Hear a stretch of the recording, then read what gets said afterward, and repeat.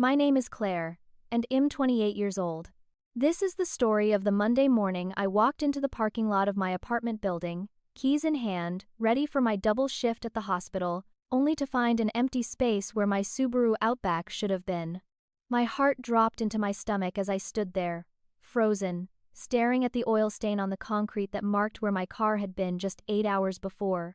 I called the police immediately, hands shaking as I reported my vehicle stolen, gave them my license plate number, described the silver paint and the small dent on the driver's side door. Then my phone buzzed with a text from my mother that made my blood run cold. "Your brother needed a car for his new job. You're so capable, you'll figure it out." I read those words 3 times before the reality sank in. My parents hadn't just borrowed my car, they had stolen it. Without asking. Without permission. Without a single shred of concern for how this would affect my life. And as I stood there in that empty parking space, keys dangling uselessly from my fingers, I understood with perfect, devastating clarity that this was just the beginning.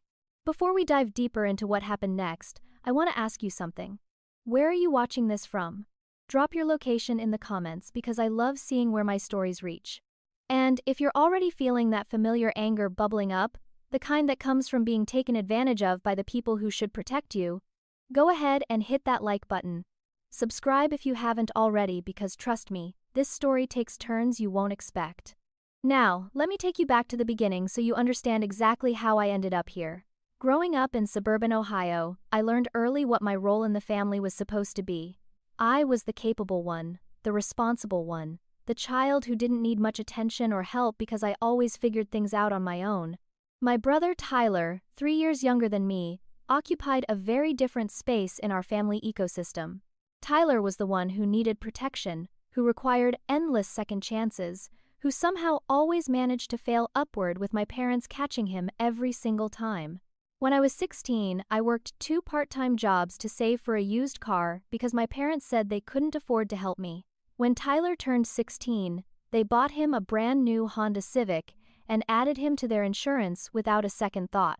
When I applied to colleges, I spent months filling out scholarship applications, writing essays, and working with my school counselor to find every possible source of financial aid. I paid my own way through nursing school, worked night shifts at a grocery store, survived on ramen noodles and instant coffee, graduated with honors, and a manageable amount of debt that I paid off myself over 5 years. Tyler, on the other hand, enrolled in 3 different colleges over 6 years, dropped out of all of them, moved back home each time with some new excuse about how the professors didn't understand him, or the program wasn't right, or he needed to find himself. My parents never asked him to contribute rent, never suggested he might need to support himself, never questioned the pattern that was emerging with crystal clarity to everyone except them. The pattern continued into our adult years with depressing consistency. I became a registered nurse, got my own apartment at 23, furnished it slowly with thrift store finds and items saved up for over months. I learned to budget, learned to cook, learned to handle my own problems without running home every time life got difficult. Tyler cycled through jobs like some people cycle through streaming services, never lasting more than a few months anywhere before deciding the work was beneath him, or the boss was unreasonable, or the commute was too long. He moved back into our parents' house 5 separate times, between the ages of 21 and 25, each time with another failed business venture behind him. There was the food truck that never actually acquired proper permits, the cryptocurrency investment scheme that lost him and several friends thousands of dollars, the attempt to become a social media influencer that resulted in exactly 47 followers and a lot of embarrassing videos. Each failure was met with sympathy from our parents, with reassurances that he was just finding his path, that success takes time, that not everyone follows a traditional route. Meanwhile, I bought my Subaru Outback 2 years ago after saving diligently for 24 months, researching models, comparing prices, negotiating with dealerships until I found exactly what I wanted at a price I could afford. I paid cash for that car, all $22,000 of it, and I cried when I drove it off the lot because it represented something I had earned entirely on my own. My parents attended Tyler's 30th failed venture launch party, but missed my graduation from nursing school because it conflicted with one of my father's golf tournaments. They loaned Tyler $8,000 for another business idea that never materialized, but suggested I should be more frugal when I mentioned needing to repair my apartment's leaking ceiling. The double standard wasn't just obvious, it was foundational to how our family operated, and I had been conditioned my entire life to accept it without complaint. Tyler totaled his third car 6 months before this story begins. A fender bender that somehow resulted in his vehicle being deemed a total loss by insurance. My parents' insurance rates went up, but they absorbed the cost without asking Tyler to contribute. He had been getting rides from friends and occasionally borrowing my father's truck when he needed transportation, which apparently wasn't often since he had quit his most recent job at a phone sales company after 2 weeks.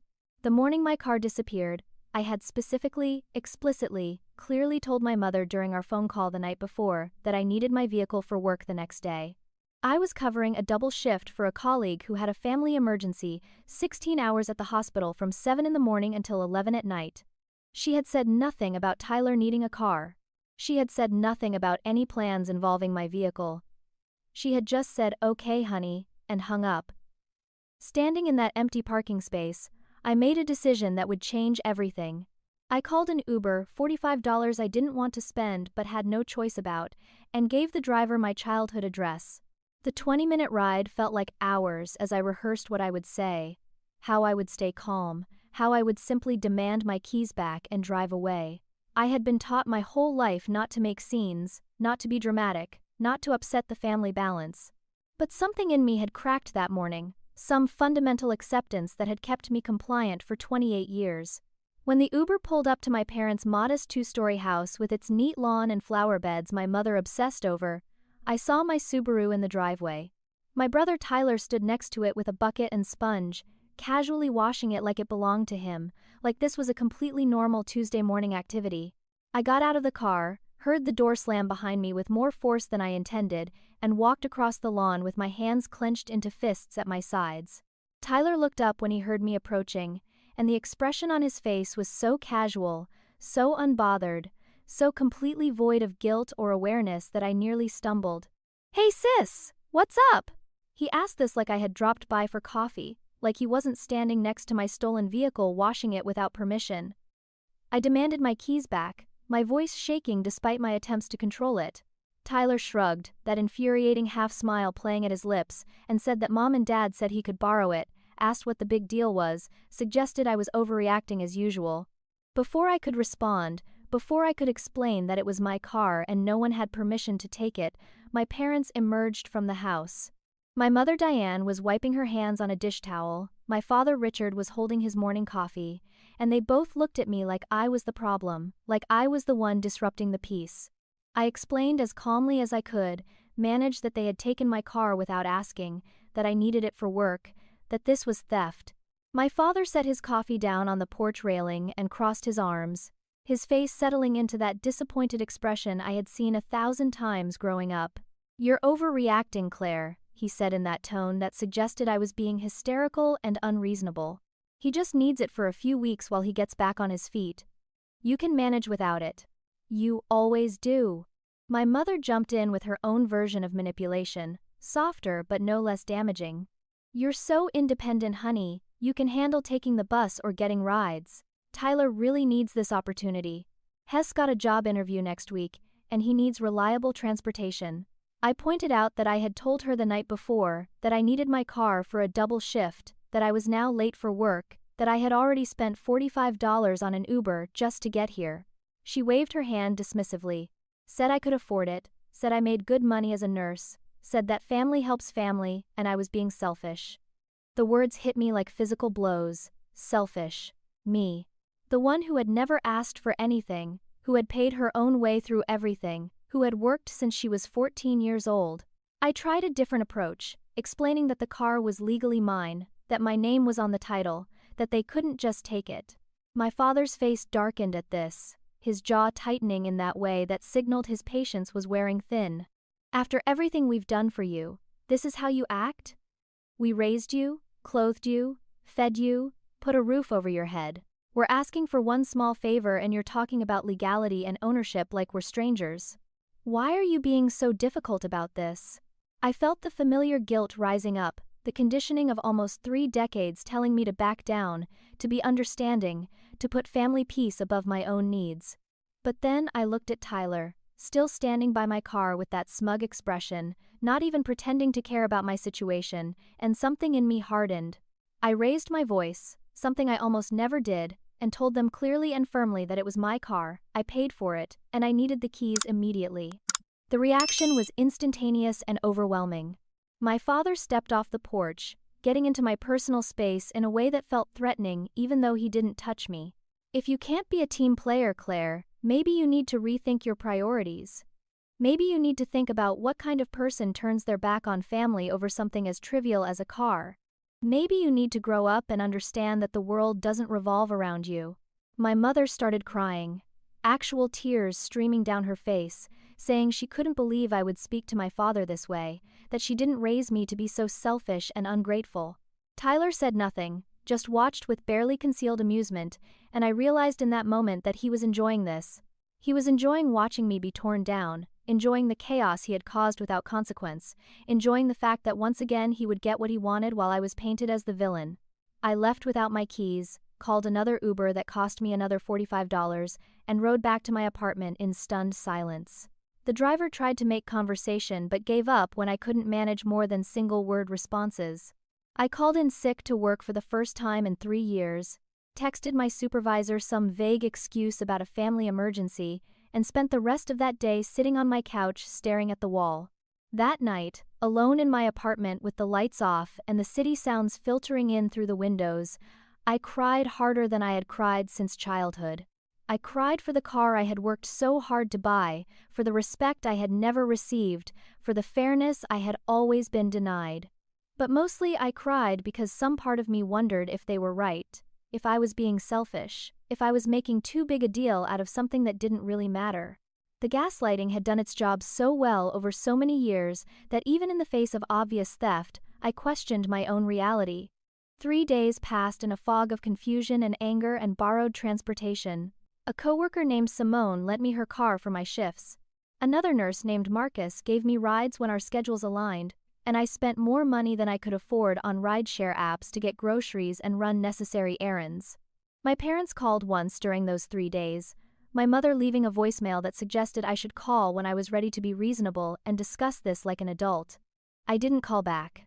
Instead, I called my insurance company, planning to simply verify that my coverage was still active, and discovered something that made my hands go numb and my vision narrow to a single point. The customer service representative cheerfully informed me that yes, my policy was active, and that Tyler James Westfield had been added as an authorized driver just 4 days ago. I told her there must be a mistake, that I had never authorized that addition, that I had never signed anything.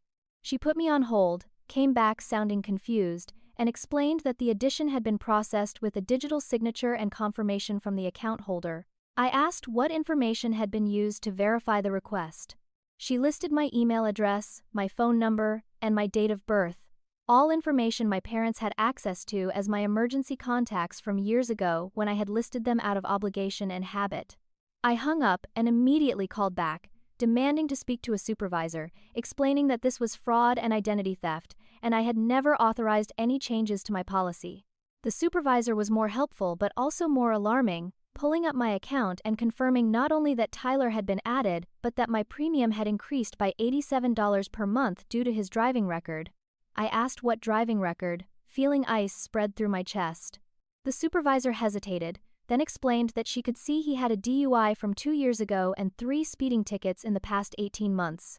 I sat down heavily on my kitchen floor, phone pressed to my ear, and asked how this was possible, how someone could be added to my insurance without my actual signature, without my consent.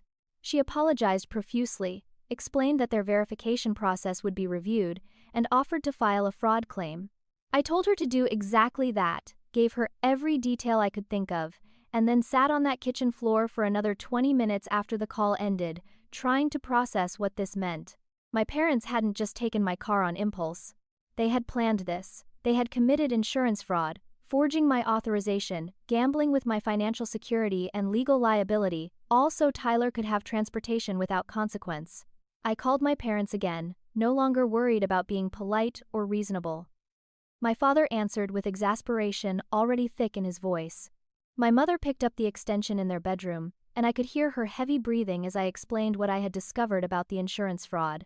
There was a beat of silence, then my mother's voice came through with wounded confusion, saying they were just trying to help, that they didn't realize I would make such a big deal about paperwork, that they thought I would understand once I calmed down. I wasn't calm. I told them in detail exactly what they had done, explained that forging someone's signature on insurance documents was fraud, that if Tyler got into an accident I would be liable, that my premiums were now higher because of a DUI I knew nothing about. My father's voice cut through, hard and cold in a way I had rarely heard directed at me. You would actually sue your own parents? You would actually take legal action against the people who raised you? That's low, Claire, even for you. I started to respond, but he hung up. My mother stayed on the line for a few more seconds, her voice small and sad, asking if I really hated my family this much. Then she hung up too. 2 hours later, my phone started blowing up with notifications. Tyler had posted photos on Instagram showing him at a bar with friends, my Subaru visible in the background of one shot with beer cans clearly visible on the hood. The caption read something about finally getting back out there and living life. I screenshot everything with shaking hands, each image feeling like evidence of how little respect any of them had for me or my property. By the next morning, coworkers who followed Tyler on social media were asking me uncomfortable questions about why my brother was partying with my car, and I had to explain the situation in abbreviated, humiliating terms. I made a decision that afternoon during my lunch break in the hospital cafeteria. I drove to the police station in Simona's borrowed car and filed an official report for unauthorized use of a vehicle.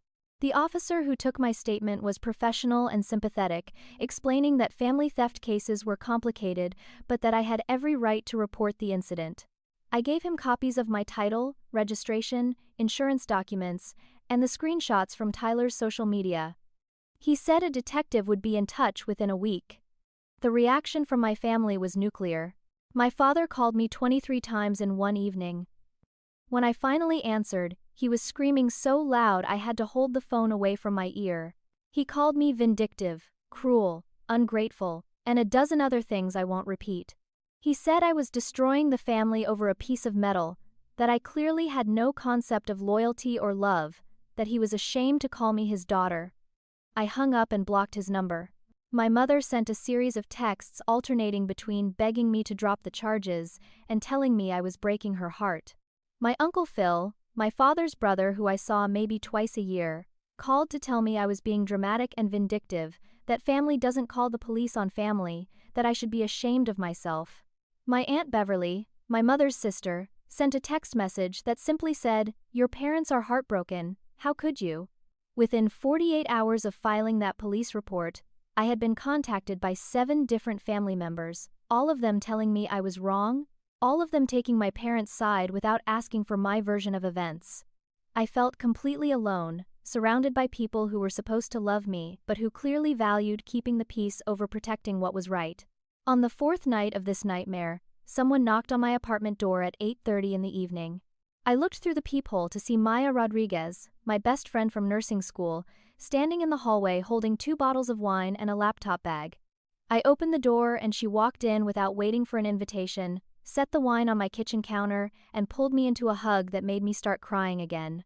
Maya and I had met during our first week of nursing school, bonded over impossible study schedules and clinical rotations that tested every limit we had, and stayed close even after graduation when we ended up working at different hospitals.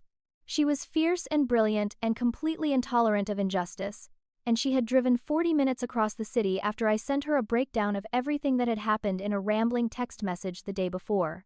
We opened the wine, sat on my couch, and she let me talk for an hour straight, not interrupting, just listening with increasing anger evident on her face.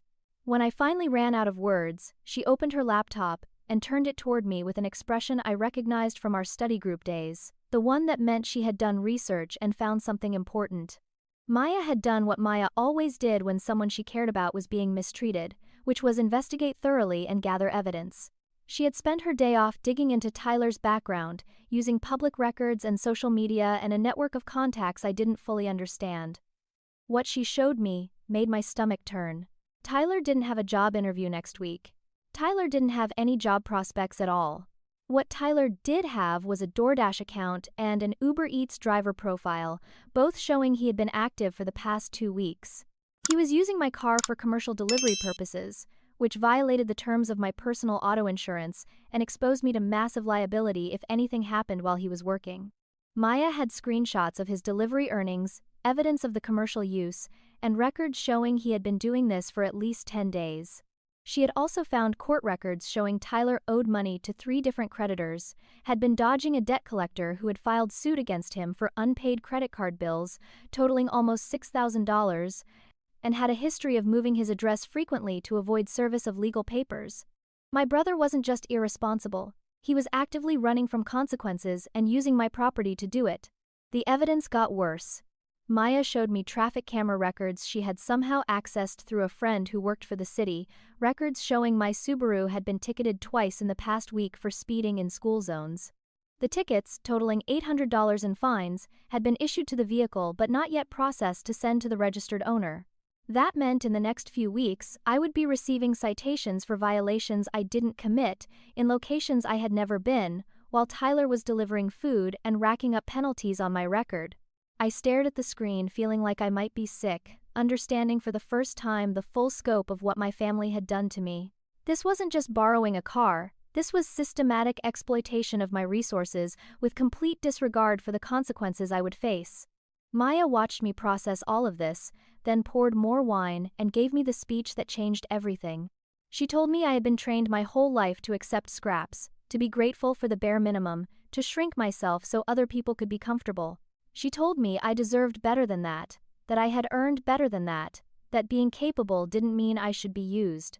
She told me I needed to fight back, not with anger but with strategy, with documentation, with the law on my side. The next morning I called a lawyer.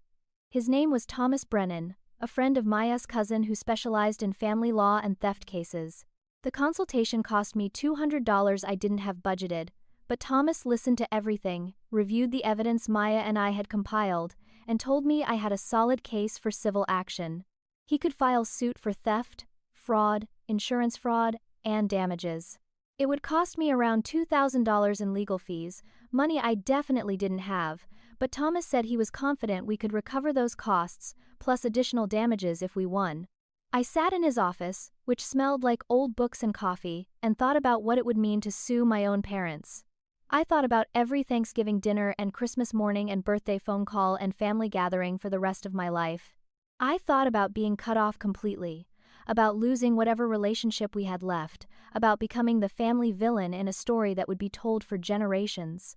Then I thought about standing in that empty parking space with my keys in my hand, about the $800 in tickets I didn't deserve, about Tyler smirking while he washed my car, about my father getting in my face, and my mother's fake tears. I took out my credit card and paid Thomas his retainer fee. Maya squeezed my hand as I signed the paperwork, and I felt something shift inside me, some fundamental understanding that I was worth fighting for even if my family disagreed. My parents declared war. There's no other way to describe what happened in the 2 weeks after I hired Thomas, and he sent them official notice that I was pursuing legal action.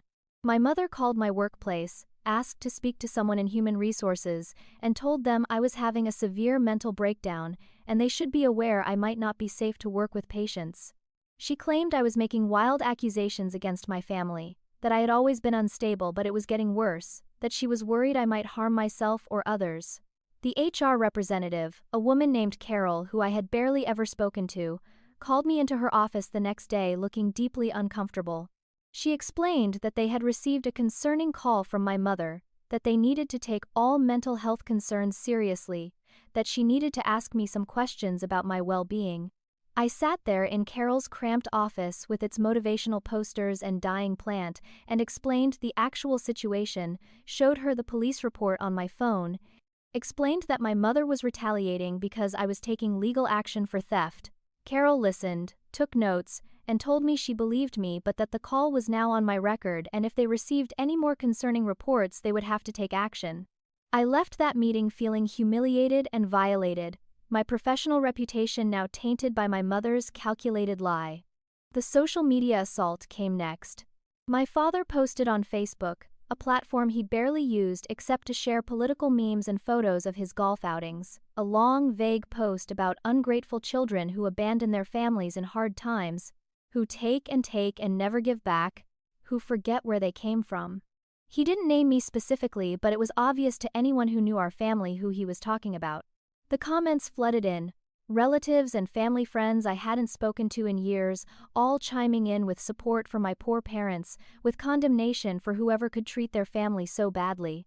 Aunt Beverly shared the post with her own comment about how heartbreaking it is when children forget their roots. Cousin Nathan, who I had been close with as kids, commented with a prayer hands emoji and the words, "Family is everything."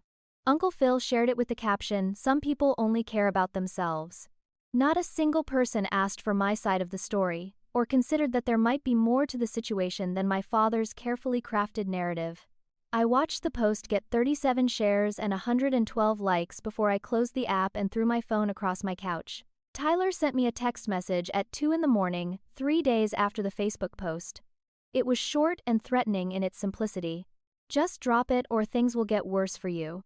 I screenshot the text and sent it to Thomas, who added it to our evidence file and told me to block Tyler's number. I did, but the message stayed in my head, playing on repeat during my shifts at the hospital, during my grocery shopping, during the increasingly rare moments I managed to sleep. The next escalation came from an unexpected direction. My apartment building manager, a perpetually stressed man named Howard, who chain-smoked in the parking lot and always looked like he needed a vacation, knocked on my door on a Wednesday evening. He explained apologetically that the building had received a noise complaint about my unit, that neighbors had reported loud music and shouting at all hours, that there had been 3 separate complaints in the past week. I stared at him in confusion because I lived alone, barely even played music, and certainly hadn't been shouting or hosting parties. Howard seemed uncomfortable but explained that he had to issue me a formal warning, that another complaint would result in lease violation proceedings. I realized with cold certainty that my parents had filed false complaints, using other units, numbers, or making anonymous calls. Anything to make my life more difficult and destabilize my housing. The worst moment came 4 days later when my parents showed up at the hospital where I worked. I was at the nurse's station on the cardiac floor, reviewing patient charts during a rare quiet moment, when I heard my mother's voice calling my name from down the hallway. I looked up to see both my parents walking toward me, my mother with tears streaming down her face, my father with his jaw set in grim determination. They were both talking loudly, not quite shouting but definitely drawing attention from patients and staff. My mother kept saying she was so worried about me, that I wasn't answering her calls, that she needed to know I was okay. My father was demanding I talk to them, saying they had driven all the way here because I was refusing to communicate like an adult, saying they deserved to see their daughter. Brenda Hall, my nursing supervisor, came out of her office looking alarmed. 2 security guards appeared at the end of the hallway. I stood there at the nurse's station, face burning with humiliation, as my parents created a scene in my workplace, performing their concerned parent routine for an audience that didn't know the truth. Brenda asked them to leave, explained this was a hospital, and they couldn't just show up demanding to see staff members. My father raised his voice, said they were concerned about my mental health, that I had stolen their peace of mind, that they had every right to check on their child. Security had to escort them out while other nurses and several patients watched the entire spectacle. I spent my lunch break that day sitting in my car in the hospital parking garage, staring at nothing, feeling the walls of my life closing in from every direction. My coworkers were whispering. I could feel their eyes on me whenever I walked past.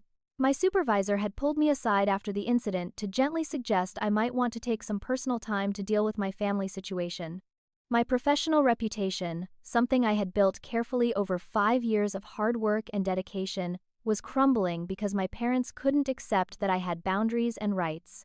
That evening, alone in my apartment with the lights off and the city glowing outside my windows, I thought about quitting everything. I thought about abandoning my apartment, my job, my entire life, and moving to another state where my family couldn't find me. I thought about how much easier it would be to just give them the car, drop the lawsuit, apologize for existing, and return to my designated role as the capable one who never complains. I opened my medicine cabinet and looked at the prescription sleep medication my doctor had given me months ago for occasional insomnia, pills I had barely used because I didn't like how they made me feel. I took the bottle out, held it in my hand, counted the pills inside. I didn't take any, but I thought about what would happen if I did, how quiet everything would finally be. This was the closest I had ever come to giving up completely, and I'm not proud of that moment, but it was real and it was terrifying. Maya found me sitting on my bathroom floor an hour later, still holding that pill bottle. She had a key to my apartment for emergencies and had come over after I didn't respond to her texts. She sat down next to me on the cold tile floor, gently took the bottle from my hands, and held me while I cried until I couldn't cry anymore. She stayed the night, sleeping on my couch, checking on me every few hours, making sure I ate breakfast the next morning. She called in sick to her own job to spend the day with me, and for the first time in weeks I felt like maybe I could survive this. We made a plan that day, sitting at my kitchen table with coffee and notebooks. We would document everything, collect every piece of evidence, build an ironclad case. We would not let them break me. Maya looked me in the eyes and made me promise I wouldn't give up, that I would see this through, that I deserved justice, even when justice was hard. I promised, and I meant it, even though I wasn't sure I believed it yet. The anonymous email arrived on a Saturday morning, sender addressed just a string of random letters and numbers that gave no hint who had sent it. The subject line read, "You need to see this." I almost deleted it, assuming it was spam or another attack from my family, but something made me open it. Inside was a single sentence and an attachment. They planned this. I'm sorry. My hands were shaking as I downloaded the attachment, a zip file full of screenshots. What I saw made me feel like the floor had dropped out from under me. The screenshots showed a family group chat, one I hadn't been part of for months, though I hadn't realized I had been removed. The name of the chat was Westfield Family, and the participants were my mother, father, Tyler, Uncle Phil, Aunt Beverly, and my younger cousin Melanie. The messages went back weeks, long before my car had been taken, and they told a story that made me understand just how premeditated this whole situation had been. 3 weeks before that Monday morning, my mother had sent a message to the group. Tyler needs reliable transportation for his delivery gig. I think we should borrow Claire's Subaru for a while. She won't mind, she's always so understanding. My father responded immediately. Good idea. She doesn't really need it every day. We can just take it one night, Shell, figure it out. Tyler added his thoughts, as charming as ever. Shell probably complain at first, but she'll cave like she always does. Just tell her it's for a job interview or something. She's too scared of conflict to actually do anything about it. I read these messages over and over, each word landing like a physical blow. They had discussed stealing my car casually, like planning what to have for dinner, with full confidence that I would accept it because I had been trained to accept everything. But there was more. My cousin Melanie, who was 22 and in college, had pushed back. That's literally stealing, she wrote. Claire worked really hard for that car. You can't just take someone's property without asking. My mother's response was dismissive. You're too young to understand family dynamics, sweetie. Sometimes we have to help each other even when it's inconvenient. Claire will understand when she calms down. The chat continued over the next few weeks, chronicling the planning of the theft, the decision to add Tyler to my insurance without my knowledge, discussions about how to handle me if I objected. My father suggested they could threaten to cut me off completely if I made too much noise. My mother worried that I might actually call the police, but Tyler assured her I wouldn't, that I was too much of a people pleaser to take it that far. They discussed my personality like I was a problem to be managed, rather than a person with rights and feelings. But what made my blood run coldest was a message from 2 days after the car was taken, when I had already confronted them and they knew I was serious about getting it back. Tyler wrote, I had a little fender bender yesterday, minor damage to the rear bumper, but I got it fixed. Nobody needs to tell Claire. My father responded, how much? Tyler said, $350. My father said, I'll transfer you the money, not a word to your sister. They had damaged my car, hidden it from me, paid to repair it out of pocket so I wouldn't find out, all while telling me I was overreacting about letting Tyler borrow it. I scrolled through weeks of messages, seeing my family discuss me like I was an object to be manipulated, seeing them coordinate their gaslighting, watching them plan each step of making me feel crazy for objecting to being stolen from. But I also saw something else. Melanie had continued to push back throughout the chat, not aggressively but persistently. "This isn't right," she kept saying. "You're taking advantage of her. She's going to find out eventually and she's going to be really hurt." The others mostly ignored her or told her she didn't understand, but she kept trying. The final screenshot in the file was from the day before I received the email. It was a message from Melanie in the group chat. "I can't be part of this anymore. What you're doing to Claire is wrong, and I won't watch it happen without saying something."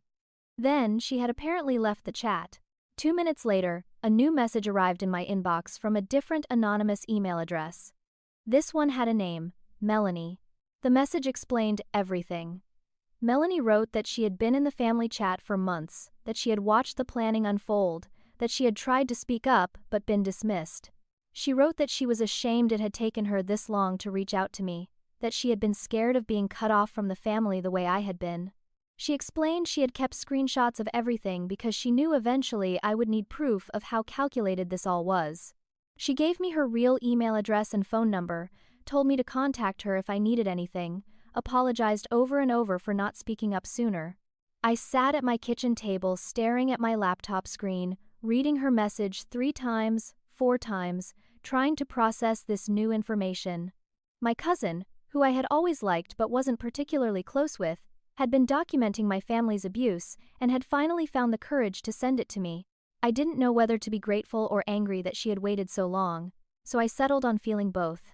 I called Melanie that afternoon and we met at a coffee shop halfway between our apartments. She was tall and thin with nervous energy, her leg bouncing under the table as we sat down with our drinks. She apologized immediately, words tumbling out in a rush about how sorry she was, how she should have done something sooner, how she had been afraid of the family turning on her the way they had turned on me. I let her talk until she ran out of words, then I told her I understood, that I appreciated her finally coming forward, that the screenshots were incredibly valuable. We talked for 2 hours, and Melanie revealed something else that made my head spin.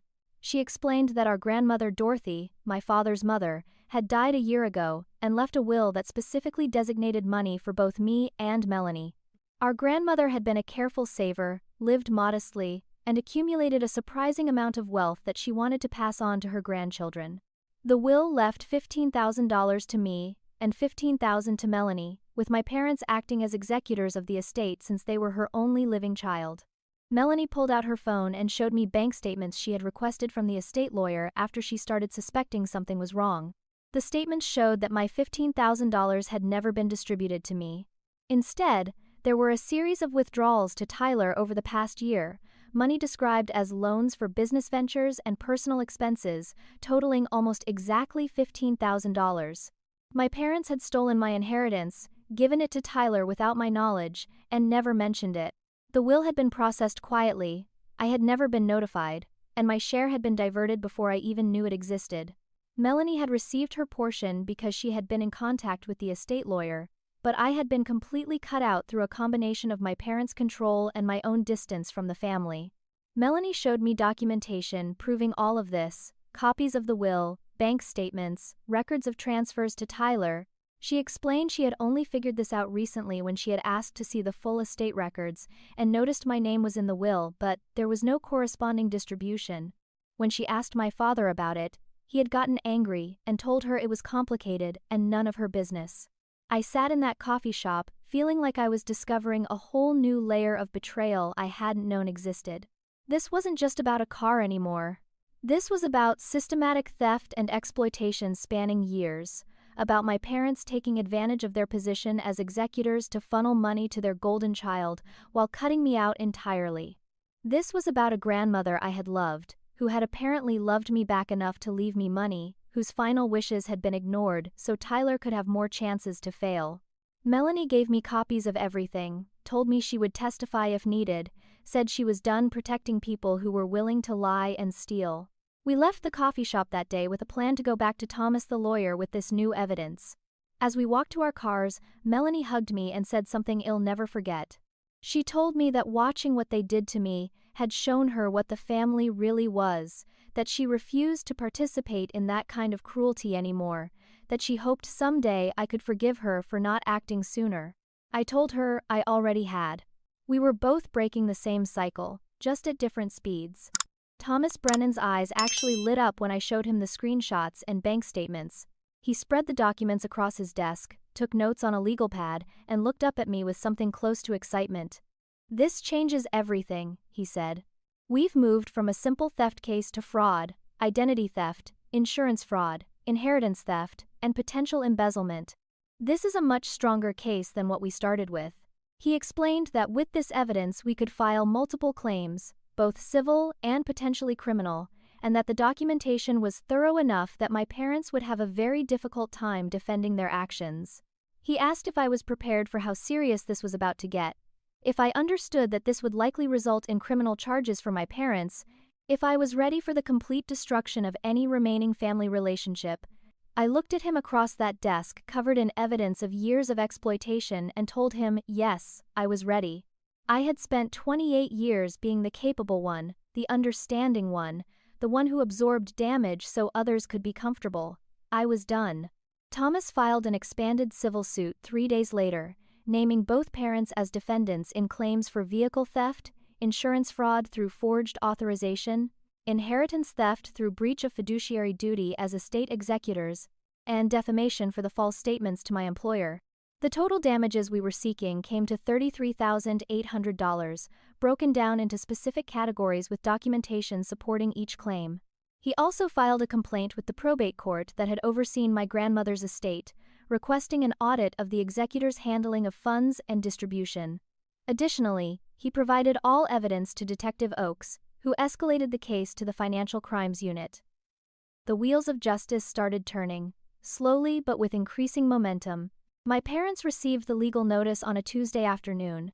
I know this because my father showed up at my apartment 40 minutes later, pounding on my door so hard I thought he might break it down. I looked through the peephole to see his face red with rage, his fist raised to pound again. I didn't open the door. Instead, I called out through it that he needed to leave immediately, or I would call the police. He shouted through the door that I was tearing the family apart over money, that I was destroying everything over greed and selfishness, that he couldn't believe he raised someone so vindictive. Maya was staying with me that week for safety reasons, sleeping on my couch and making sure I was never alone. She came to the door and stood next to me, phone already out and dialing. My father kept yelling, his voice getting louder and more aggressive, saying he wanted to talk face to face, demanding I open the door. Maya spoke clearly toward the door, loud enough for him to hear. "Richard, I'm calling the police right now. You need to leave this property immediately. You're trespassing and harassing Claire. If you're still here when they arrive, you'll be arrested." There was a beat of silence, then more pounding, then the sound of footsteps walking away. We watched through the peephole as he got in his car and sat there for another 10 minutes, staring up at my building. When he finally drove away, Maya called the police anyway and filed a report for harassment and trespassing. An officer came to my apartment, took our statements, and explained they would add this to the existing case file. He also suggested I consider a restraining order if the harassment continued. That night, my father was arrested at his home and charged with trespassing and intimidation. He spent 4 hours at the police station before being released on his own recognizance with a court date and a warning to stay away from me. The next day, my mother tried a different approach. She appeared at the hospital again, but this time she came alone and asked the front desk to tell me she was there, that she just wanted to talk, that she was sorry. The receptionist called up to my floor and asked if I wanted to come down. I told them to tell her I had nothing to say and she needed to leave. Brenda, my supervisor, suggested I take a break and go down to talk to her, said, "Sometimes families fight, but they always need to communicate." I looked at Brenda and said clearly that my mother had lied to HR about my mental health, had stolen from me repeatedly, and that I was under no obligation to speak to her. Brenda backed off. My mother apparently waited in the lobby for 3 hours before finally leaving. She sent me a text message that evening, the first direct communication from her in weeks. The message was long and rambling, talking about how my father could go to jail, how I was destroying their lives, how they were my parents, and they gave me life, and they deserved better than this.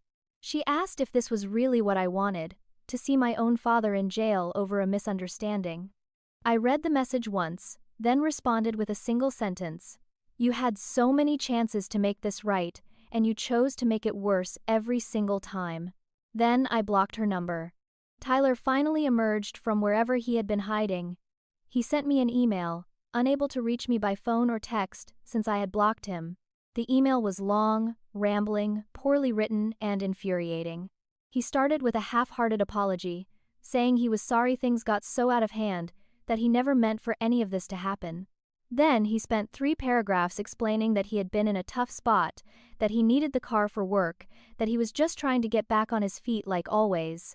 He claimed I was overreacting to what was essentially a family loan of transportation, that the insurance thing was just paperwork, that the inheritance money was going to be paid back eventually, so it wasn't really theft. The final paragraph contained the part that made me close my laptop and walk away. He wrote that, yes, maybe they had made some mistakes, but I didn't have to destroy everything over it, that family was supposed to forgive and forget, that I was being vindictive and cruel by pursuing legal action. He signed off saying he hoped I could find it in my heart to drop all this before I became someone nobody recognized. I never responded. I forwarded the email to Thomas, who added it to our evidence file as an admission of the facts, and deleted it from my inbox. The story had leaked to a local news reporter somehow, probably through court filings that were public record. I got a call from a woman named Jennifer Chang who worked for the local news station, asking if I would be willing to comment on the family dispute case. I was hesitant at first, worried about making things more public than they already were, but Thomas advised me that getting ahead of the narrative might actually help, since my parents had already created their own version of events on social media. I agreed to a brief interview. Jennifer met me at a neutral location, a park bench away from my home and workplace, and asked me to explain what had happened. I gave her the facts clearly and without emotion. My parents took my car without permission, added my brother to my insurance through fraud, stole my inheritance, and then launched a harassment campaign when I took legal action. She asked how I felt about potentially sending my father to jail. I looked directly at the camera and said something I had been thinking about for weeks. I hope other people in my situation know they don't have to accept being used. Family isn't an excuse for theft. The story ran on the local evening news 2 days later. A 3-minute segment that included my interview, comments from the police about the charges, and a brief mention that the defendants had declined to comment. The video clip was shared on the news stations, social media, and went somewhat viral in our local community. Comments flooded in, and for the first time since this started, they were supportive. People shared their own stories of being exploited by family members, of being taken advantage of because they were seen as the capable ones, of finally standing up and being vilified for it. The Facebook post my father had written weeks earlier was found and shared, with people now seeing it in context and calling out the manipulation. Several people pointed out the irony of him complaining about ungrateful children while actively stealing from his daughter. My Uncle Phil, who had called me dramatic and vindictive weeks earlier, sent me a short, awkward text, apologizing for not getting the full story. Aunt Beverly quietly unfriended my parents on Facebook. The social tide had turned, slowly but definitively, and my family was facing public accountability for the first time. My parents' friends started distancing themselves as more details came out. People who had commented supportively on my father's original post deleted their comments or posted follow-ups saying they hadn't known the full situation. Tyler's social media went private. The court of public opinion had spoken, and for once it was on my side. The court date arrived 6 weeks after I filed the expanded suit. A cold morning in March, with gray skies threatening rain. I wore my most professional outfit, a navy suit I had bought for job interviews years ago and rarely had occasion to wear. Maya came with me for support, taking the day off work to sit in the courtroom. Thomas met us outside with his briefcase, and a confident expression that helped calm my nerves. My parents arrived separately, both dressed formally, both looking older and more tired than I remembered. They were accompanied by their lawyer, a middle-aged man named Gerald something, who kept looking at his watch like he had somewhere better to be. Tyler didn't show up. Detective Oakes had issued a warrant for his arrest on insurance fraud charges the week before, and Tyler had apparently gone to stay with a friend in another state, effectively running from the legal consequences of his actions. The judge, a woman in her 60s named Judge Patricia Morrison, called the case and asked both sides to present their arguments. Thomas laid out our case methodically, presenting documentation for each claim. He showed the title and registration, proving I owned the vehicle, the police report from when it was taken, the screenshots of Tyler using it for commercial purposes without my knowledge, the insurance documents showing the fraudulent addition of Tyler as a driver with forged authorization. He presented the family group chat screenshots showing premeditation, the evidence of the fender bender they had hidden from me, the speeding tickets I had been responsible for.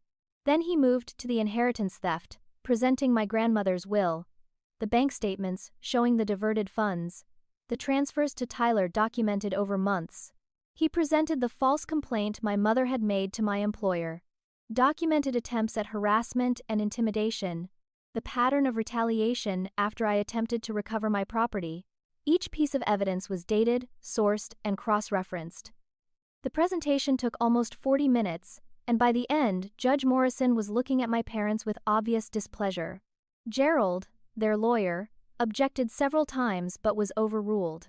When it was his turn to present their defense, he argued that this was a family matter that should be resolved privately, that my parents had acted out of love and concern for Tyler, that the inheritance money was always intended to be repaid, that they never meant to cause harm. Judge Morrison listened to Gerald's arguments with a neutral expression, made notes on her legal pad, and asked a few pointed questions about the forged insurance documents and the documented attempts to intimidate me into dropping the case.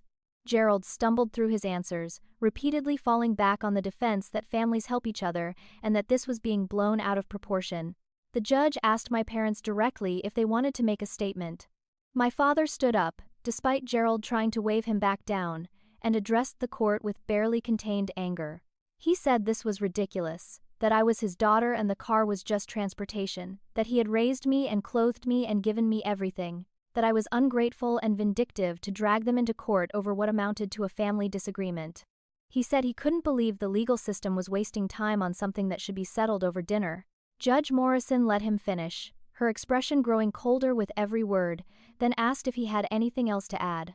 My father said, yes, actually, he thought the court should know that I had always been difficult and prone to exaggeration, that I had a history of making mountains out of molehills. The judge wrote something down, thanked him for his statement, and asked him to sit down. Judge Morrison reviewed her notes for what felt like an eternity, flipping through pages and comparing documents. When she finally looked up, her voice was firm and clear. After reviewing the evidence presented, I find that the defendants did unlawfully take the plaintiff's vehicle without permission, did commit fraud by forging authorization on insurance documents, did breach their fiduciary duty as executors of an estate by diverting funds designated for the plaintiff, and did engage in a pattern of harassment and retaliation when the plaintiff attempted to recover her property. The defendants are ordered to pay full restitution to the plaintiff in the amount of $33,800, broken down as follows: $15,000 for the stolen inheritance, $800 for vehicle repairs and damages, $3,000 for increased insurance premiums over the next 2 years, $2,000 for legal fees, and $5,000 for pain and suffering and intentional infliction of emotional distress. Additionally, I am referring the insurance fraud charges to the District Attorney's Office for criminal prosecution. The defendants will also be ordered to have no contact with the plaintiff for a period of 1 year, and any violation of this order will result in immediate arrest. She looked directly at my parents. This court does not take kindly to theft of any kind, and family relationships do not exempt anyone from the law. You had multiple opportunities to make this right, and instead chose to escalate and retaliate. Your behavior has been reprehensible. My father stood up again, his face turning red. "This is absolutely ridiculous," he shouted. "She's our daughter. You can't order us to pay her for family issues." Judge Morrison's voice cut through the courtroom like a blade. "Mr. Westfield, sit down immediately, or I will hold you in contempt of court." My father stood there for another few seconds, fists clenched, then slowly sat back down. My mother was crying silently, tissues pressed to her face, her shoulders shaking. The judge continued. The defendants have 30 days to begin payment arrangements with the plaintiff's legal counsel. Failure to comply will result in wage garnishment and potential additional penalties. Court is adjourned. The gavel came down with a sharp crack that echoed in the quiet room. Thomas turned to me with a small smile and said, "We won." Maya squeezed my hand so hard it hurt. My parents sat frozen in their seats, their lawyer gathering papers and talking to them in low, urgent tones. I stood up on shaking legs and walked out of the courtroom without looking back. Outside the courthouse, Jennifer Chang, the reporter, was waiting with a camera crew. She approached and asked if I had a comment about the ruling. I paused, thought about everything that had led to this moment, and decided to say something I hoped would matter to someone else going through something similar. I looked directly at the camera and said, "I hope other people in my situation know they don't have to accept being used. Family isn't an excuse for theft. The law doesn't stop at family boundaries. If someone is stealing from you or exploiting you, you have the right to protect yourself, even if they're related to you. Especially if they're related to you, because those are the people who know exactly how to manipulate you." The interview lasted maybe 2 minutes, but the clip was shared hundreds of times online over the next few days. I received messages from people I had never met, thanking me for speaking up, sharing their own stories of family exploitation, telling me I had given them courage to set their own boundaries. One message came from a young woman named Alexis, who said her parents had been using her credit cards without permission for years, and she had been too scared to report it. My story had convinced her to take action. That message alone made everything worth it. The fallout spread through my extended family like a wave. 3 of my younger cousins reached out within a week of the court ruling, all of them sharing their own stories of being taken advantage of by the older generation. My cousin Nathan, who had commented prayer hands on my father's Facebook post, sent me a long apology message explaining that his parents had pressured him to support them publicly, but privately, he had thought what they did to me was wrong. He shared that my father had borrowed $5,000 from him 2 years ago and never paid it back, always promising it was coming next month. Another cousin, Danielle, told me about lending my mother money that was never returned. The pattern was clear. My parents had been exploiting anyone in the family they thought they could manipulate, and my very public stand had created permission for others to acknowledge it. The family began to fracture along generational lines, younger members recognizing the toxicity and older members either defending it or staying silent. Several family members stopped attending holiday gatherings at my parents' house. Uncle Phil, who had been such a vocal supporter of my parents initially, quietly stopped calling them and reaching out. 3 weeks after the court date, I received an unexpected visitor. Mrs. Eleanor Patterson, who was 76 years old and had been my grandmother, Dorothy's, closest friend, called and asked if she could meet me for coffee. I agreed, curious about what she wanted to discuss. We met at a small cafe near her retirement community, and she brought with her a box of letters. "These are from your grandmother," she explained, her weathered hands resting on the box. She wrote them over the last few years of her life, but asked me to hold them until the time was right. I think now is that time. I opened the box to find dozens of letters, all addressed to me in my grandmother's careful handwriting. Mrs. Patterson explained that my grandmother had known my parents were manipulative, had worried specifically about how they treated me, had wanted to make sure I knew I was valued even if my parents didn't show it. I took the letters home and spent an entire evening reading them, crying as my grandmother's voice came through the pages. She wrote about being proud of my determination, about admiring my independence, about hoping I would never let anyone make me feel less than I was worth. In one letter, dated 3 months before her death, she wrote specifically about the inheritance. "I'm leaving you money because you've earned the right to start your life without burden. Your parents will try to control it. I know they will, but fight for what's yours. You deserve good things, Claire. You always have." I cried reading that, understanding that even in death, my grandmother had been trying to protect me. Tyler surfaced briefly to send me one final email, a long, rambling message that was half apology and half accusation. He wrote that he was sorry things had gotten so out of control, that he never meant for any of this to happen, that he had just been trying to get back on his feet like he always was. He spent several paragraphs explaining how hard his life had been, how he had struggled while I had everything handed to me, how he felt like the family had always favored me even though they gave him attention. The logic didn't make sense, but the bitterness was clear.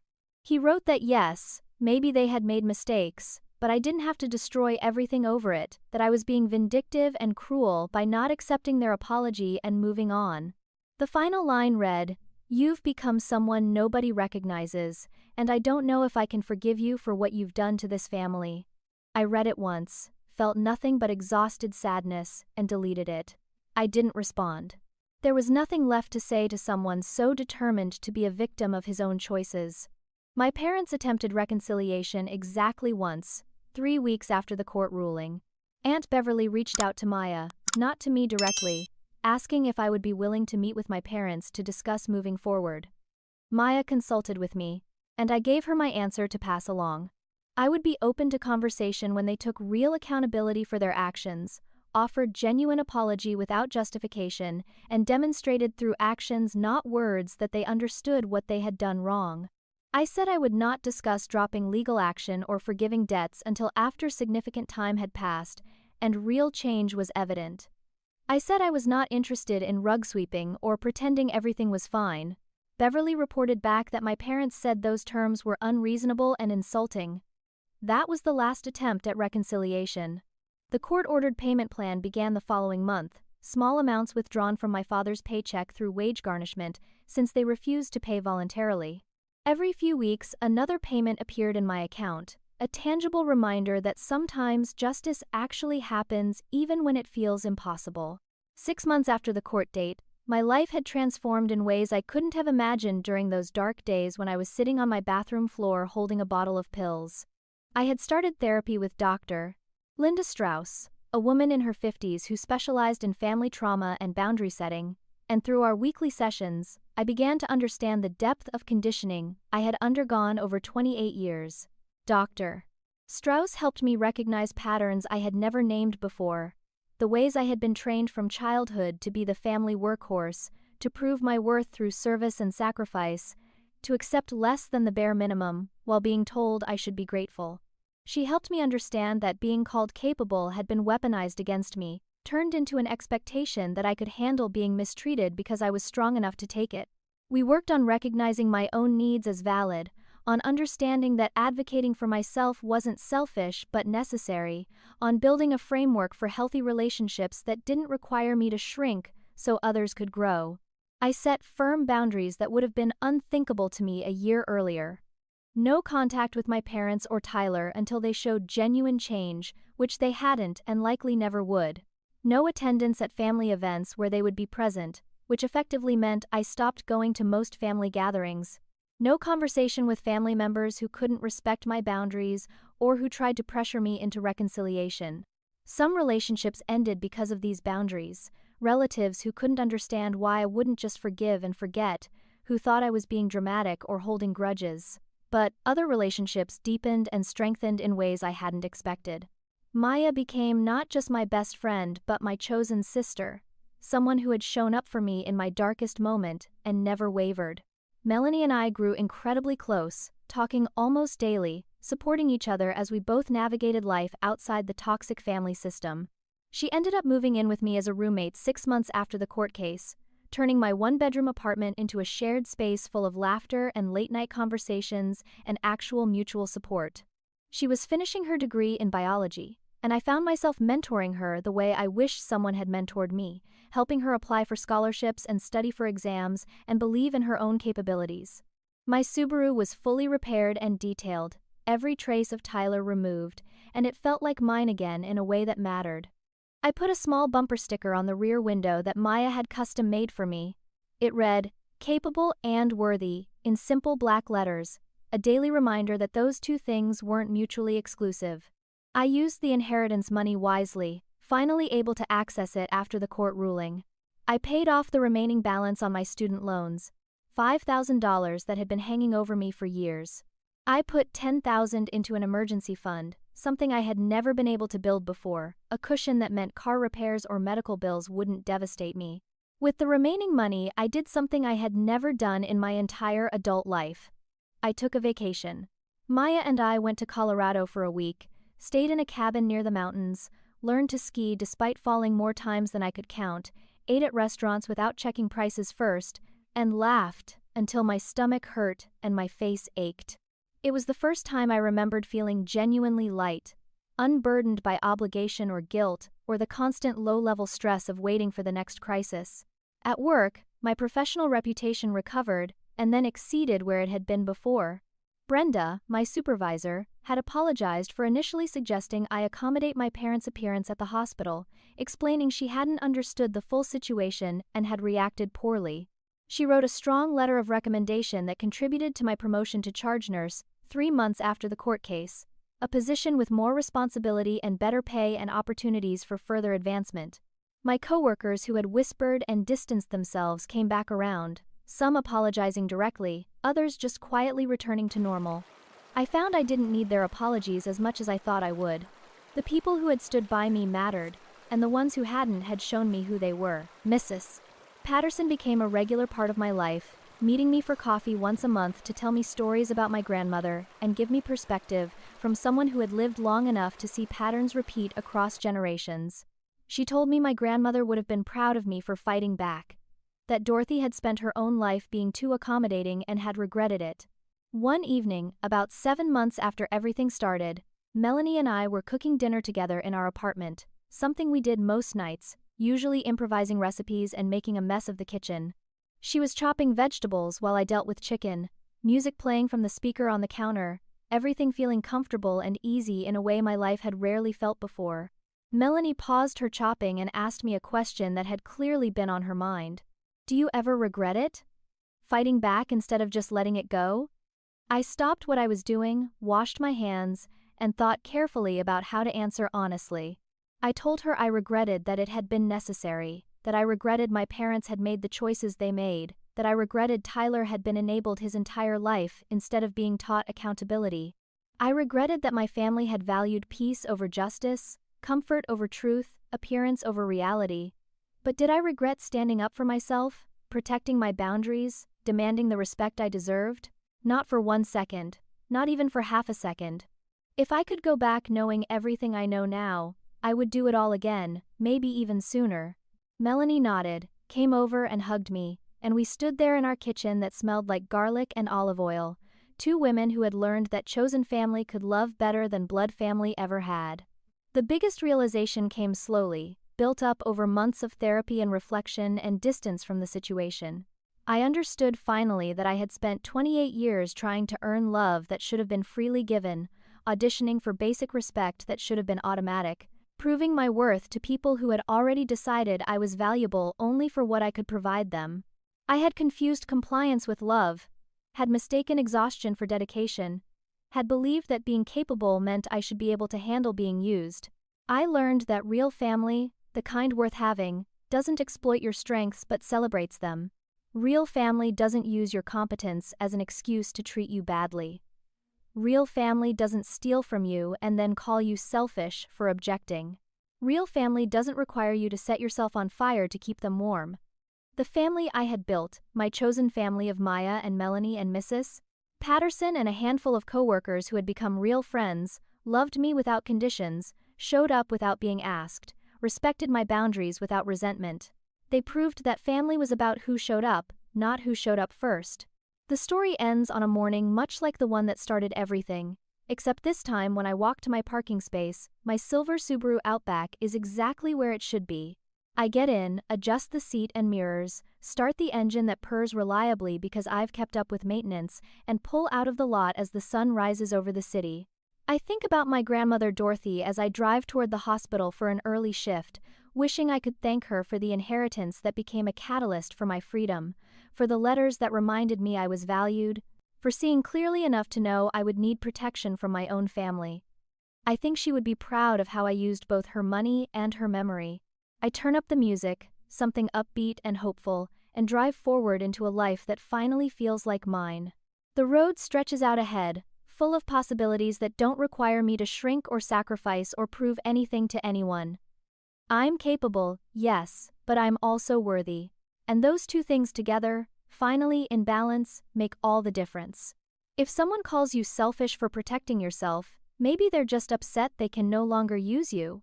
And maybe, just maybe, that's exactly the kind of person you needed to walk away from all along. Family isn't an excuse for theft. Love isn't an excuse for exploitation, and being strong doesn't mean you have to carry people who refuse to walk on their own.